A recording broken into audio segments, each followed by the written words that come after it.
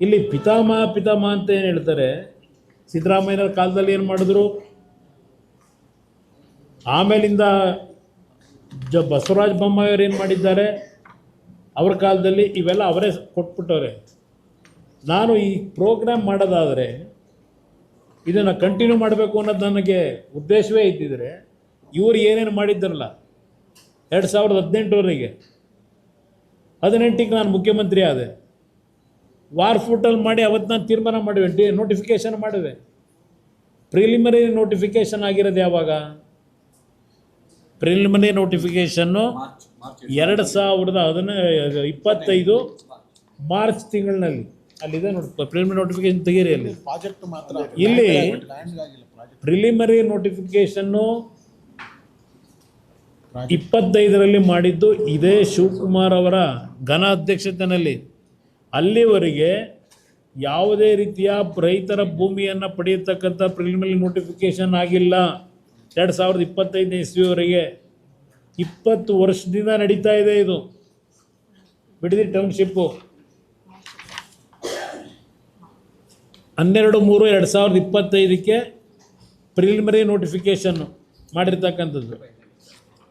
Final ಈಗ 2026 10/6/2026 ಈಗ final notification ಮಾಡಿದ್ದಾರೆ.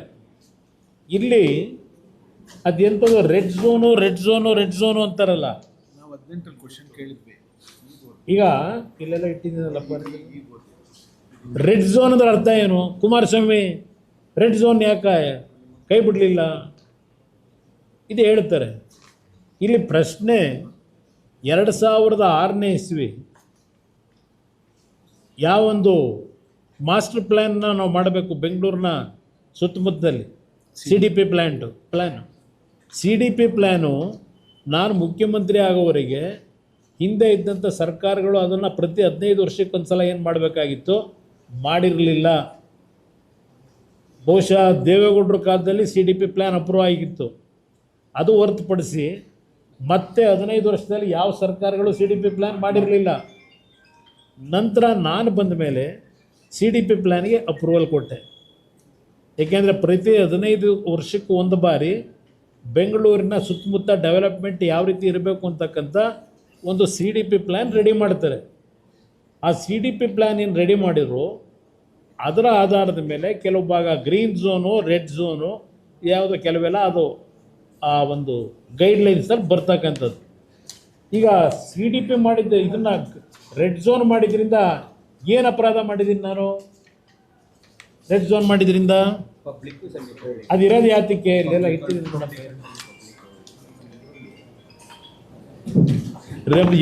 ಒಂದು 100 ಬಾರಿ ಹೇಳಿದ್ರು ಇದರೊಳಗೆ ರೆಡ್ ಝೋನ್ ಯಾಕೆ ತೆಗಿಲಿಲ್ಲ ಕುಮಾರಸ್ವಾಮಿ? ನನ್ನೇನೋ ಹೇಳೋರೆ. ಅಯ್ಯೋ ನಾನೇನಾದರೂ ತೆಗೆದುಬಿಟ್ರೆ ನಾನು ಡಿನೋಟಿಫಿಕೇಷನ್ ಮಾಡಿ ನಾನು ಜೈಲಿಗೆ ಹೋಗಲ್ಲ. ಡಿನೋಟಿಫಿಕೇಷನ್ ಮಾಡೋದಿದೆಯಲ್ಲ ಬ್ರದರ್, ಅದು ಯಾವಾಗ ಹೋಗ್ತಾರೆ ಡಿನೋಟಿಫಿಕೇಷನ್? ಅದಕ್ಕೆ ಸಿದ್ದರಾಮಯ್ಯನವರು ಈಗ ರೀಡು ಮಾಡಿ 500 ಎಕರೆ ಅರ್ಕಾವತಿ ಲೇಔಟಲ್ಲಿ ಡಿನೋಟಿಫಿಕೇಷನ್ ಮಾಡಿದ್ರಲ್ಲ, ಏನು ಜೈಲು ಹೋದ್ರ? ಕಳಿಸಿದ್ದೀರಾ? ಯಾವಾಗ ಇದು ಹೋಗೋದು ಡಿನೋಟಿಫಿಕೇಷನ್ ವಿಷಯದಲ್ಲಿ? ಯಾರಾದರೂ ಅರ್ಬನ್ ಡೆವಲಪ್ಮೆಂಟ್ ಮಿನಿಸ್ಟ್ರಾಗಿ ಯಾರೋ ಸತ್ತಿರ್ತಕ್ಕಂಥ ಪ್ರಾಪರ್ಟಿನ ಅಧಿಕಾರ ದುರುಪಯೋಗ ಪಡಿಸ್ಕೊಂಡು ಸತ್ತಿರೋ ವ್ಯಕ್ತಿದು ಹೆಬ್ಬೆಟ್ಟನ್ನ ತೋರಿಸ್ಕೊಂಡು ಡಿನೋಟಿಫಿಕೇಷನ್ ಮಾಡಿಸ್ಕೊತಾರಲ್ಲ, ಅವರು ಜೈಲಿಗೆ ಹೋಗ್ತಾರೆ. ಬಹುಶಃ ಅದು ಭಯ ಆಗಿರ್ಬೇಕು ಅವರಿಗೆ, ಅದಕ್ಕೆ ಭಯ ಪಡಿಬೇಕು. ಇಲ್ಲಿ ರೈತರು ಭೂಮಿ ಡಿನೋಟಿಫಿಕೇಷನ್ ಮಾಡೋಕ್ಕೆ ಇಲ್ಲಿದೆ, ಇಲ್ಲಿ ಡಿನೋಟಿಫಿಕೇಷನ್ ಮಾಡಿ ಯಾವ ಥರ ಹೋಗ್ಬೋದು ಅಂತೇಳಿ ಉಳ್ಕೊಳ್ಳೋದಕ್ಕೆ ಪಾಪ ವ್ಯಕ್ತಿ ಏನೇನು ಮಾಡಿದ್ರು ಆ ಡಿನೋಟಿಫಿಕೇಷನ್ ಮಾಡಿಸ್ಕೊಂಡ್ರೆ ಅದು ಗೊತ್ತು ನನಗೆ. ಇಲ್ಲಿ ಸಾರ್ವಜನಿಕವಾಗಿ ರೈತರನ್ನ ಉಳಿಸೋದಕ್ಕೆ ಡಿನೋಟಿಫಿಕೇಷನ್ ಮಾಡಿದ್ರೆ ಯಾರು ಜೈಲಿಗೆ ಕಳಿಸಲ್ಲ. ಈ ರೆಡ್ ಝೋನ್ ಇದೆಯಲ್ಲ, ಈ ರೆಡ್ ಝೋನ್ ಯಾತಕ್ಕೆ, ಅದರ ಉಪಯೋಗಗಳೇನು ಅಂತಕ್ಕಂಥದ್ದು ಇಲ್ಲಿದೆ. ಯಾತಕ್ಕೆ ಪದೇ ಪದೇ ರೆಡ್ ಝೋನ್ ಹೇಳ್ತೀರಿ? ಈ ರೆಡ್ ಝೋನ್ನ ಅನಾಹುತಗಳು ಏನಿದೆ ಹೇಳಿ, ಅನುಕೂಲಗಳು ಅನಾಹುತಗಳು.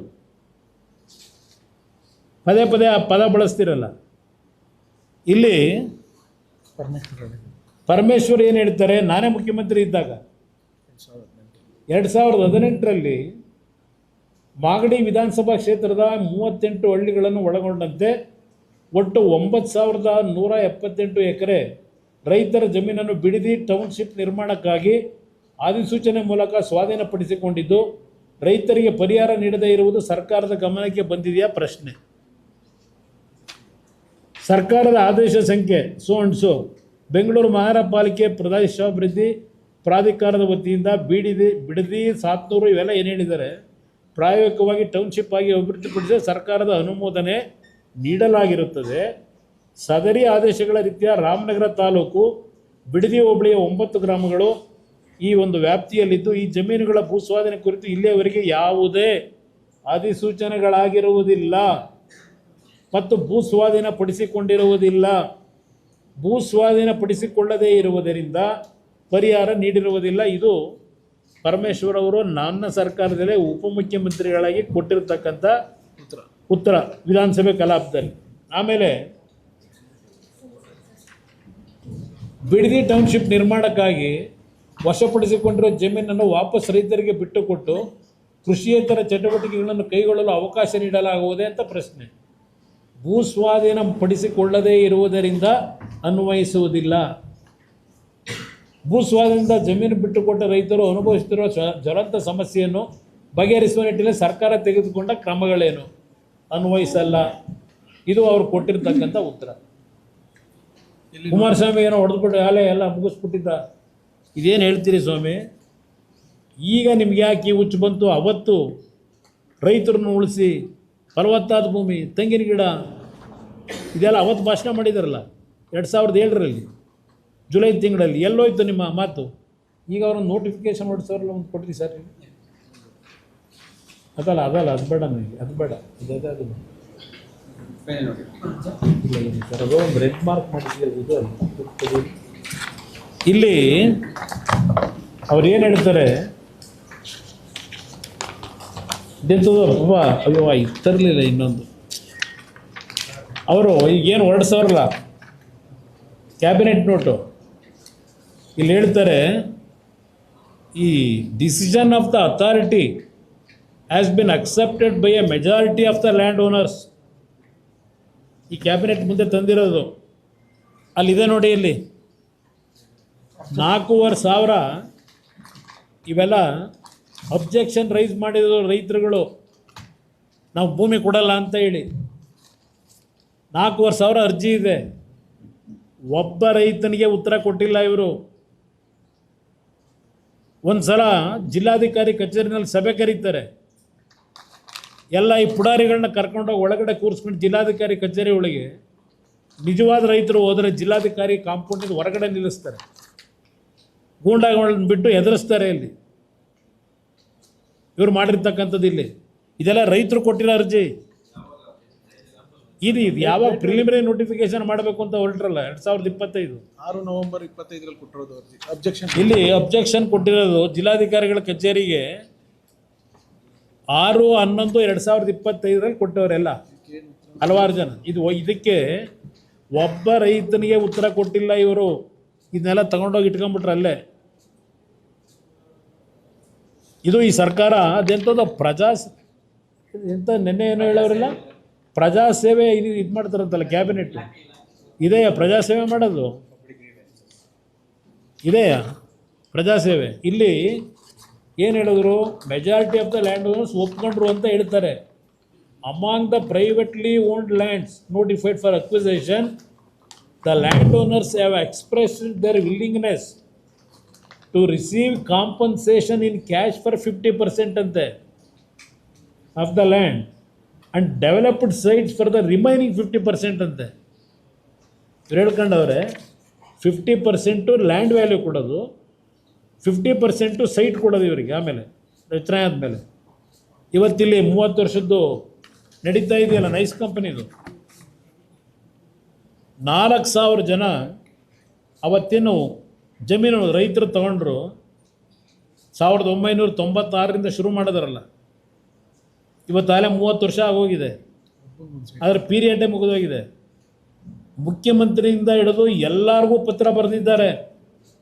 ಆ ನೈಸ್ ಕಂಪ್ನಿಯವರು ಸೈಟ್ ಕೊಡ್ತೀವಿ ಅಂತೇಳಿ ಇನ್ನೂ ಕೊಟ್ಟಿಲ್ಲ, ಕೊಡಿ ಅಂತ ಹೇಳಿ 30 ವರ್ಷ